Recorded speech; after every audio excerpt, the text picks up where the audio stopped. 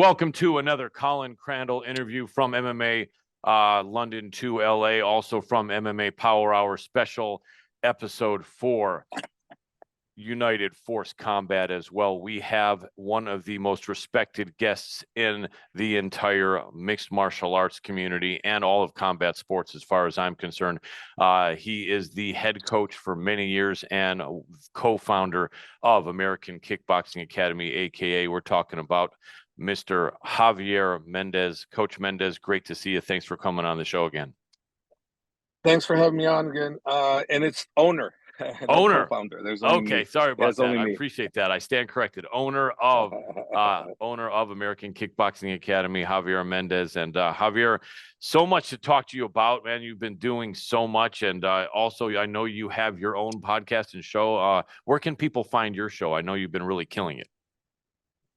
They can find our show on the Javier Mendez podcast. That's what it's called. Fantastic. Yeah, we don't really advertise. We don't advertise it. We just have fun with it. I like that. That's a good thing. You don't need to. People know you and people know what you stand for and what your team's about. So AKA has been around, I'm going to say, for what, about 25 years or something? Am I close? You would not. You had the name AKA 1986. Wow, that is a good long time preceding the UFC. And was it always you and Crazy Bob Cook from the beginning? No, never. Crazy Bob was never from the beginning. He came in 2001, 2002. And he was with me for maybe 20 years before we split. Gotcha. So now it's definitely your show. And I know for a good while you had Khabib's dad in there coaching with you. What was that, for maybe 2 or 3 years? I think at first he wasn't able to get out of the country, but then he was able to spend the last couple of years of his life with AKA, wasn't he? No. I met his father in like 2015. He came down to oversee training, to see how his son was training. And after that, I didn't see him again because he couldn't get a visa. And from that point, the last time I saw him was Khabib's last fight with his first fight with Dustin Poirier in Abu Dhabi. That's the first time I actually got to coach with the great man. You know, outside of that, I've been in his presence, but I never actually coached with him. So that was the first time with Dustin that in Abu Dhabi that I actually got to coach with him and see how great of an influence he was on his guys, and what a great coach and a great humanitarian he is. It was a great experience for me to have. You know, him and I never discussed coaching at all. He never talked to me about coaching. I never talked to him. We couldn't talk to each other. He spoke Russian, I spoke English, and the little bit of Russian I have was davai, let's go type thing. There wasn't really very much. And the only thing he could say is relax, which was an inside joke. I like that. Because the relax meant I used to tell Khabib, relax. And Khabib always went crazy on me when I said relax, because Khabib didn't know that relax meant relax. He thought it meant go harder. So his father would always say, relax. Yeah. I love that. And both his father and you were coaches with so much experience. Was there anything that you remember as far as any insight on coaching that was something that Khabib's dad really focused on and embraced? Well, what I noticed about him and I had the same coaching style.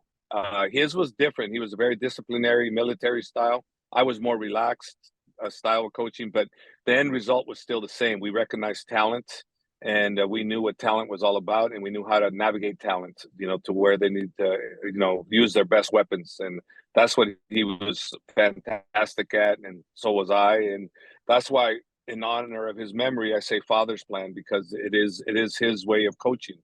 So I to make sure I never forget where his guys come from, I always say Father's Plan.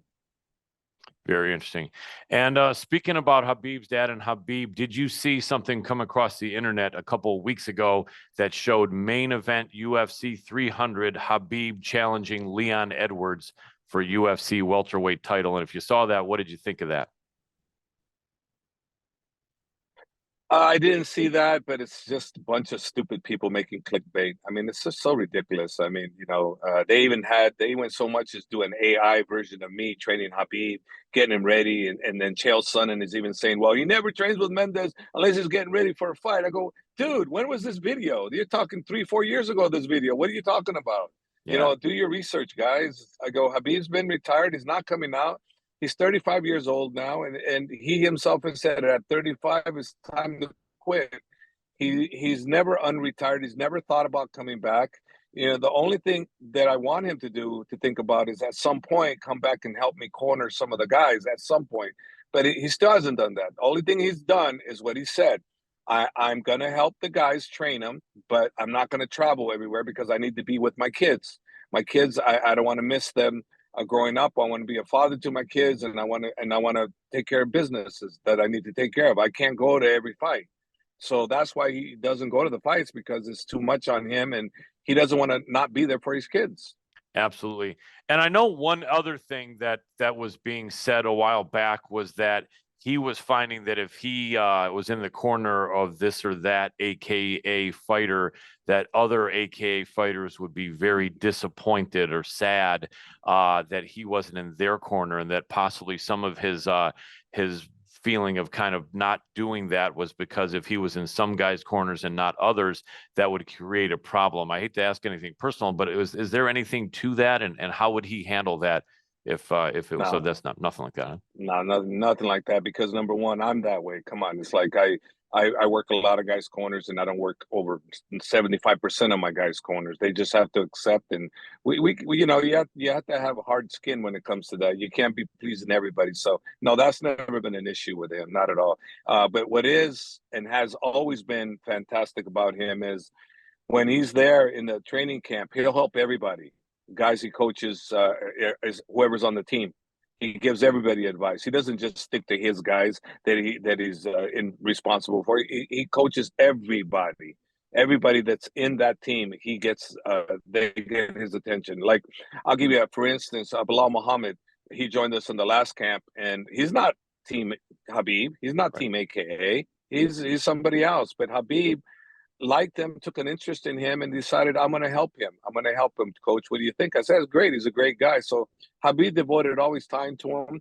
Habib said, I think they're going to want me to work his corner. I think I want to work his corner. I said, great. That's great. Good idea. And Habib worked his corner, and actually you can hear Habib navigate him to a victory, and but that's, again, that's something that Habib wanted to do, and it's not related to, oh, people are going to be mad if I don't. No, no. That's good to know. And Bilal is a really good fighter, and he definitely seemed to step up his game a notch ever since he trained with your team. And he even mentioned that he said, man, that training at AKA and with Habib was really, really intense and really upped his game. And he really seems like the guy who's the rightful challenger to Leon Edwards. I would imagine you probably feel that way, or is that not anything you ever really look at? I felt that way.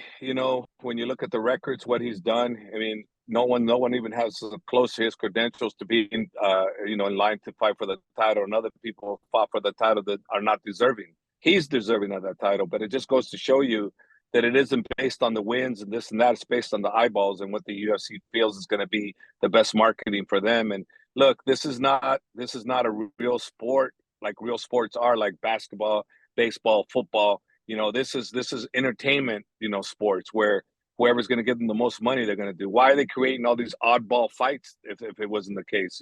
Because why? Because it creates eyeballs, and the promotion's there to make money. And hey, that's your main job, is to make money. Guess what? You can't blame them. The UFC is doing an unbelievable job of creating money and creating opportunities. And that's the way you should run a company. UFC runs a company fantastic. For them, not for everybody else. For them. Makes sense. Absolutely. It's their baby. They've got to run it the way they want. And sometimes fans are happy and sometimes they're not. What's your thought overall, speaking about fans? There are some fighters that jump out there and say, hey, everything I do is for the fans. It's you guys that gave me this opportunity. I want to entertain you guys. You guys are paying $85 for a UFC fight, and that's all I think about. Other fighters pretty much say, I don't give an F about the fans. I'm not here for you guys. I'm here to provide for my family. I don't care what you want me to do. And then some people are the middle ground. What's been your feeling and attitude about that? And does your feeling and attitude about that resonate with AKA fighters? Do they have a similar feeling about that, or does it really vary? And if so, what do most of your guys think about that? I think that's all bullshit talk. I only care for the fans. I only care about my family. Bull. If you care about your family, you have to care about the fans, because the fans aren't coming to watch you if you're not caring about them. They're not going to come watch you. Everybody cares about people coming and watching them, because that means more money for them. Everybody's fighting to make a legacy for themselves or making money, good security. And most of them are security. The mass majority are there for security. So the more eyeballs you get, the more people that pay your pay-per-view to watch you, the better for you. So those people say, I don't fight for the fans, or I do fight for the fans. They're all lying. They all fight for the fans, because we all want fans to watch us. When I was a fighter, and at the very beginning, earlier in my career, I didn't want no one there because I was so embarrassed how I looked like. I didn't want no one making fun of me, but Right. as I became a world champion, I wanted the whole place packed. I wanted everybody to see me perform. We're performers. Yeah. We want people to watch us. We want people to see what we're all about. We want to perform. We want to perform for masses. We want to perform in front of people. So anybody that says I don't care about the fans is full of shit. Yeah. They all do. They all care about the fans. Everybody cares about the fans. I care about the fans. Without the fans, we're nobody. Yep, I like that. That's the best attitude. Always appreciating the people that help put you there and keep you there, and that's definitely the attitude that I would have were I in your position and a fighter, and that's good to know. So you got a big fight coming up with Umar, and I know you've been training hard with him. He's got another Eastern Bloc tough fighter like himself. It's funny how at first that really wasn't happening. It was all the guys from Russia and countries around there against guys from the USA or Brazil. Now we're looking at guys facing guys also from Eastern Europe like that. And what do you know about the opponent that Umar has here? Looks like a really tough guy. Yeah, what I do know about him, I watched video on him. He's really tough. He's really good everywhere. Has good stand up, good top control, good clinching. I mean, good game planning. Got good chin. Decent. He gets hit some a little bit, but he takes it really well. Comes back. He's well rounded. He's a tough customer for us. He has 17-1 record, so he's mostly used to winning. And he's on a certain amount win streak too, so he hasn't lost in a little while. So this guy's a winner, So he's no joke. We have a fight in our hands, but the advantages we have is that we're used to the UFC type of pressure. He's not. So that's a big disadvantage for him, a huge advantage for us. I'm expecting Umar to do what he does best and show everybody why he's the heir to that crown. And he will show it. But this opponent by no means is a scrub. No, this is a very, very tough guy. And we're looking at him as a very serious guy, and we're not looking at it like, oh, this guy, oh, he's a nothing. He's not even ranked in the top 20. Well, that's because he's not known. But doesn't mean he isn't a top 20 or top 5 type of a challenger. He is. He's a top 10 type challenger. I'm telling you, this guy's good. Yeah, he looks really good to me too. Good record of 14-1. He's a good finisher. Do you think this fight? Oh, 17-1. 17-1. 17-1. Sorry about that. My bad. Definitely yeah. even better. Do you think this fight would then put Umar in the position to be next and would make him be the deserving next challenger to the title fight that's going to be coming up soon, the rematch between the champ, Sugar Sean O'Malley, and Chito Vera? No, I don't think so. I don't think that's going to be enough buzz on that one, unless some circumstances happen where things that happen wrong, this and that. This person's injured, this person's not available. Then they'll give Umar a shot. But I seriously doubt, no matter what he does with this guy, that they're going to give him a shot after this guy. It's going to have to be, in my opinion, after he fights a top 5 guy. So maybe like if one he would have got more. to fight Corey Sandhagen. I would think one more, and it has to be a top guy. It can't be a top 10 guy again. No, it's got to be a top guy, because we got to remember, it's what the UFC feels. But let's face it, the UFC is going to look at it like the fans are going to buy him fighting for a world title if he hasn't fought somebody in the top five. They're going to Yeah. want him to fight a top five before they'll buy the pay per view, right? So Right. that's what this is about. This isn't about. I mean, if the guy that he's gonna fight was a huge, huge name, and everybody's gonna want to watch it, no problem. He'll get the title fight. But let's face it, that's not gonna happen like that. No, it's gonna have to fight somebody in the top five, I believe, and he has to beat him convincingly for the UFC to say, okay, now we're gonna put that title fight. But I think he's 2 fights away. I think. Okay, makes sense. Now, a lot of people are confused and wonder, and it seems like the internet isn't even sure. You have mostly cousins of Khabib, but someone said one of the guys was Khabib's brother, and I don't know if that's correct or if he is, he's not Incorrect. active. So yeah. Incorrect. There's one guy, his brother, but his brother's behind the scenes. His brother does business deals for Habib.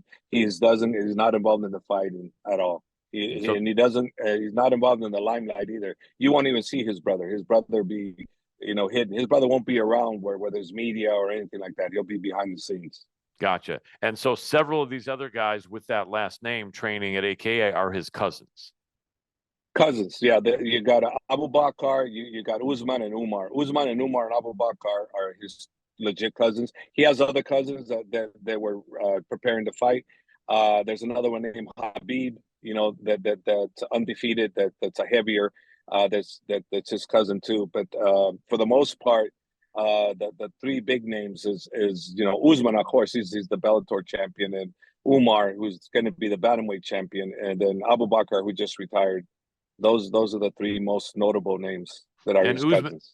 gotcha. And I know Usman and Umar are brothers, and Abu Bakr was not their brother, right? No, no, no, different. Yeah, no, not their brother. Not, no. What did you think of his decision to retire? Did that make sense, Abu Bakr? Yeah, it made sense. I mean, he gave it his last shot. He had a tough fight. It was a close fight, and he just, older. He's getting older, and Habib and him discussed it, and it's just like, hey, time to give it up. Get involved in some kind of business, and with Habib's help, he'll be involved in some kind of business venture that's going to be very successful. So it's all good. It's all good. These guys, they don't have illusions of fighting forever, unless it's in their blood. They have to fight. They have to fight, or they need to support the family, but Habib will find something for them to do that can support their family by getting them involved in some kind of joint venture business. That's a good thing because so many fighters are just not wanting to leave. And I'm not trying to throw shade on them because you got to make a living, and especially when it's something you're good at. But in your years of coaching at AKA, without mentioning any names, was it very often that you would have to talk to a fighter and think he should leave? And he's like, no, coach, I still got it. I mean, I know that watching on the show you guys had on cable TV, I think Phil Baroni kept on wanting to stay. And eventually I think he said, let's get into something other than that. And it was looking like that was probably the good thing. But have you had to have many occasions where you're having to try to tell a fighter, look, please just retire. I I want you to go.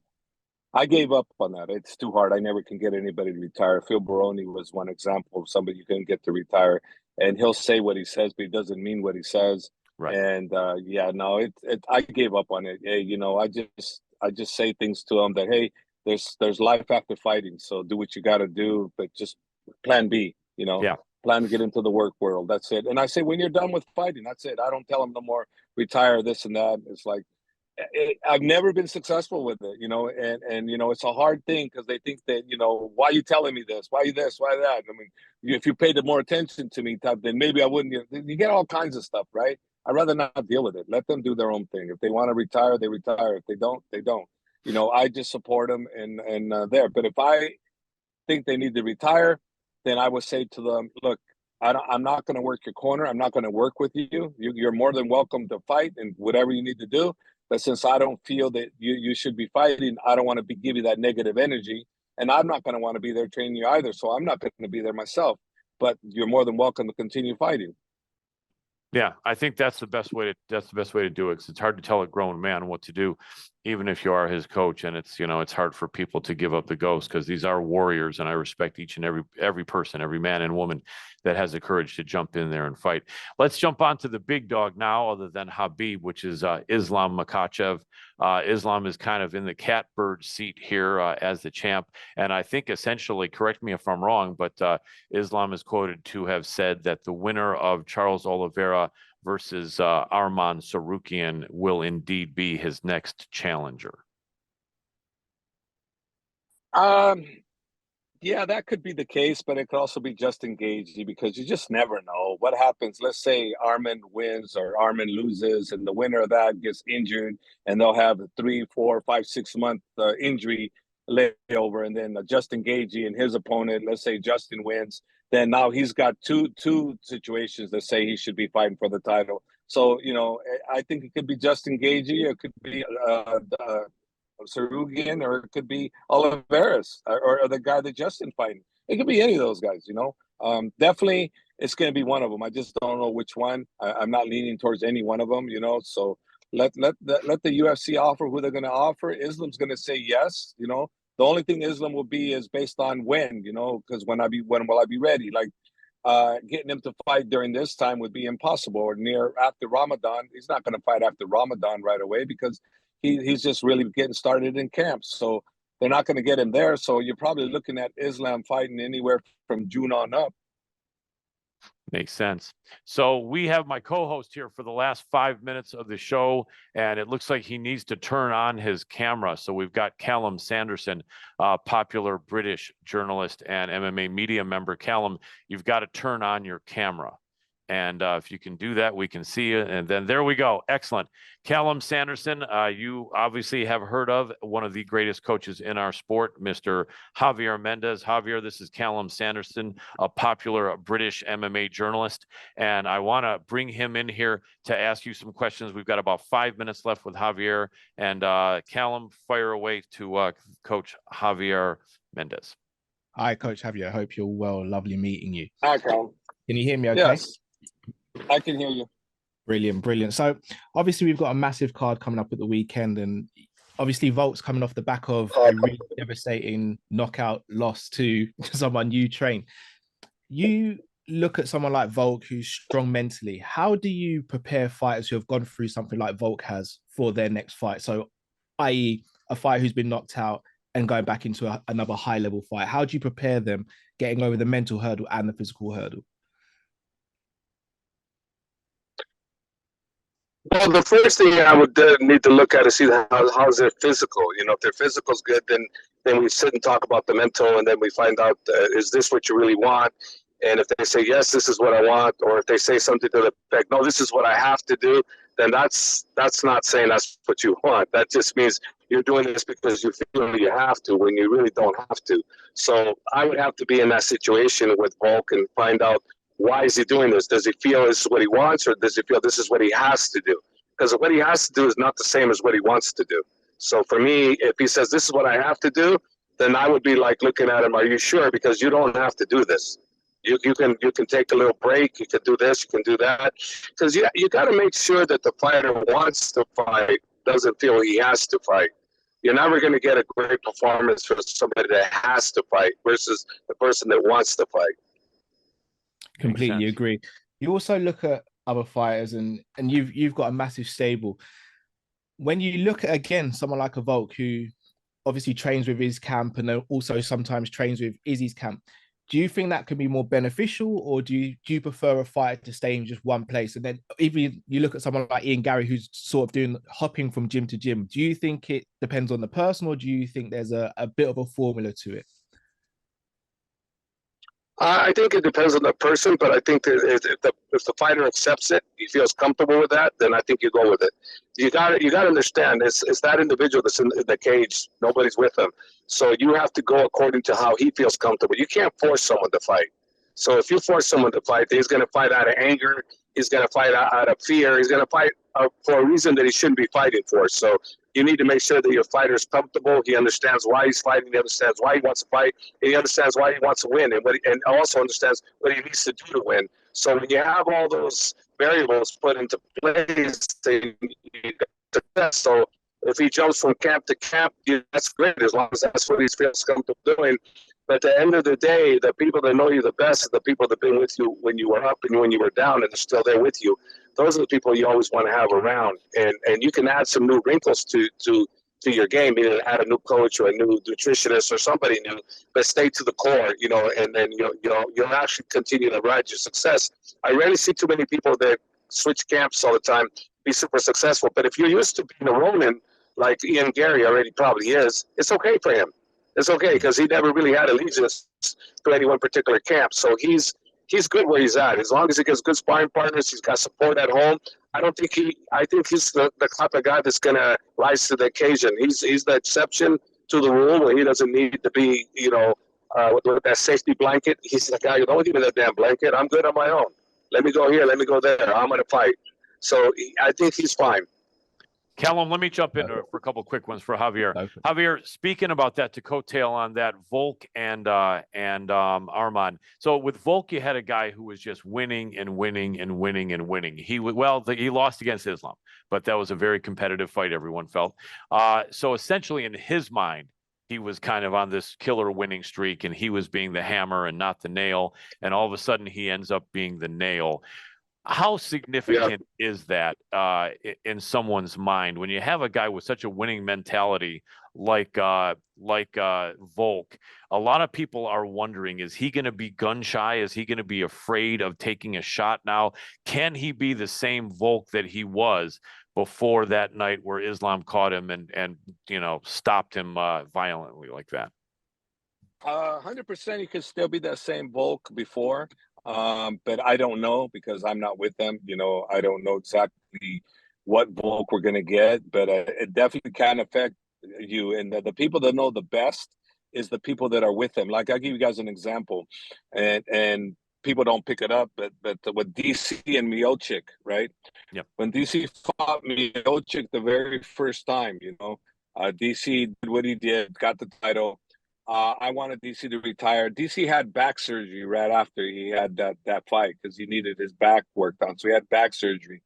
We never got the same DC ever again. He got older. His body became different. He couldn't do the things he used to be able to do. He wasn't as fast. He wasn't as strong as he used to be.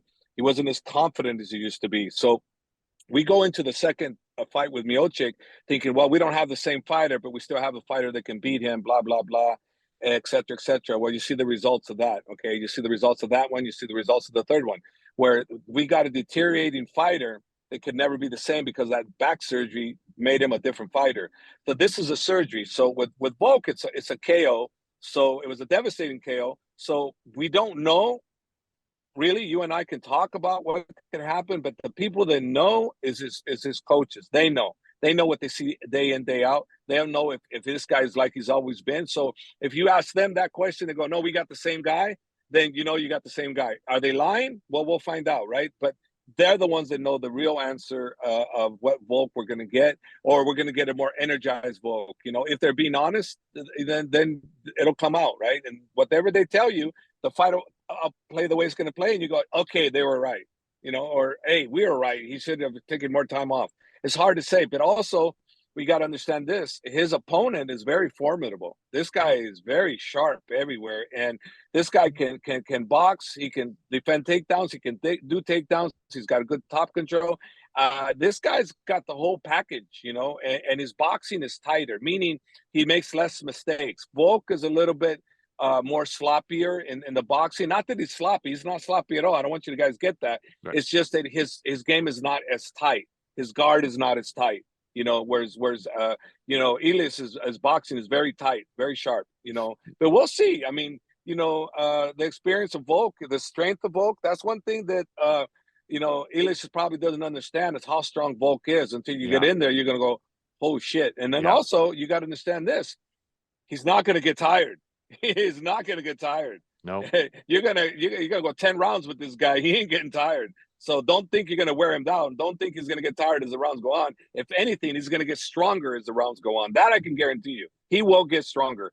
The only way he can get weaker is if he gets damaged, like a rock'em sock'em robot, right? The more you hit him, the more you damage him. So if he takes a lot of punishment, then he'll get worn down some. But I just don't see him getting worn down too much.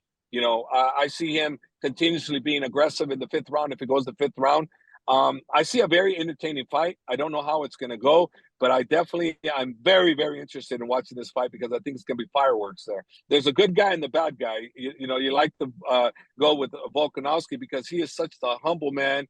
He's such a respectful guy. And the other guy, I mean, he's telling to the crowd, F you guys and shut the F up, you guys. I mean, he's doing the villain part perfectly, you know. He's doing what he needs to do perfectly. So that one there is like, I don't mind that kind of talk because, you know, it's just fans versus the fighter, but it's not, you know, he's not throwing Volk's family. He's not throwing Volk's children into the fight, not his religion, not his country. He's just keeping it between him and Volk, and I respect that. So talk all the trash you want to each other, you know, and talk to the fans all you want because the fans love interacting with you anyways. You know, they're going to hate you, they're going to love you, but you get a response from them. It's a great response.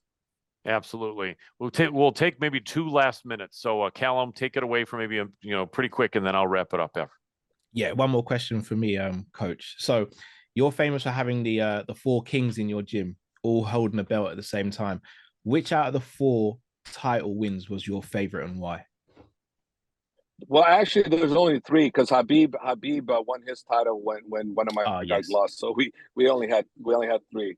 The best win for me was Brock Lesnar and Cain Velasquez for me because I just the gargantuan image of Brock Lesnar in that cage just blew me away. I was looking at him for a split second there. I was going, how the hell are we going to beat this guy? He looks so massive, so physical. I was like, whoa. And then you talk to Cain Velasquez, and he'll tell you that he was super shocked because he knew that Brock was going to rush at him. We knew he's going to come right at you. Be prepared. But when he did it, he said it was like a big whoa, you know, like a big rhinoceros coming at you. You're like, how are you going to stop this thing? You know, so that was a big shock for him also. So for me, that was the most rewarding for me because of that scenario. There's always other scenarios that are good, but Cain Velasquez and Brock Lesnar for me was the highlight. That was an excellent fight. Cain looked amazing. Coach, quick prediction: Robert Whittaker, Paulo Costa. Slight favorite to Paulo if he can pull off the speed factor. Gotcha. And then Volk, you're 50-50, him and Ilya, or a forced? Would you go one way or the other? I'm kind of going with Volk by slight margin, against slight margin. I think so. And too. then with Hendry and Merab, I don't know Merab, and I always go with the person I know, regardless of what I think.